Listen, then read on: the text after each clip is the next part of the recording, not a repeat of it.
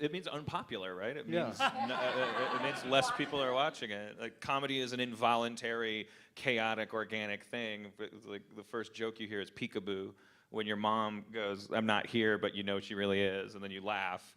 Like that's as mainstream as it gets. A comic's job is to, a writer's job, an artist's job is to try to make people laugh. Period. I think probably the more the better in anyone's eyes.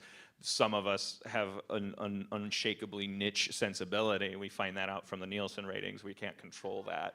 I try as hard as I can to make everybody laugh. If my stuff is alternative, that just means alternative to lucrative. Like so, NBC was I admire them for sticking as long as they have did. I don't know what tense of what verb to use there because I don't know what their plans are, but I do admire them for staying in what I call the Emmy business for as long as they did. I mean, it was you looking at the pounding that I was receiving at 8 o'clock on Thursday at the hands of these shows that are designed to destroy like anything that runs against them. American Idol is a juggernaut, and then when that wasn't clobbering us, you've got Chuck Lorre multicam juggernauts and stuff, and NBC, you know, for all that time was still going like, no, must-see TV Thursday night. It's about quality. It's about you know, let's do single camera stuff. This is a single camera sitcom right now. It's like pushing a boulder up a hill. I mean, it's an admirable boulder to push.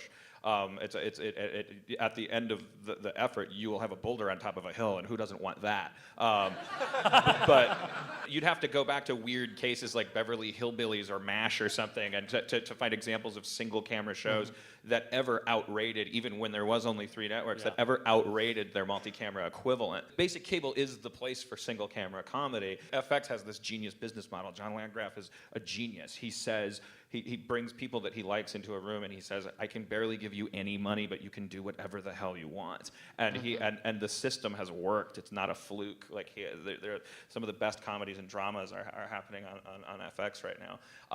But once you want 3 million people or more to start watching, it becomes a problem. The more technologically advanced we get, the bigger the problem becomes because you specifically are watching broadcast TV to turn your brain off. You have podcasts now. You have so many. You have IFC. You have places you can go for flavor. And if you're flipping just your TV on, it's because you're taking your shoes off. It's because you're making dinner and you don't want to have to care. So it's going to get harder and harder to pitch and sell and maintain comedy and alternative comedy, good comedy, whatever you want to call it, on network television.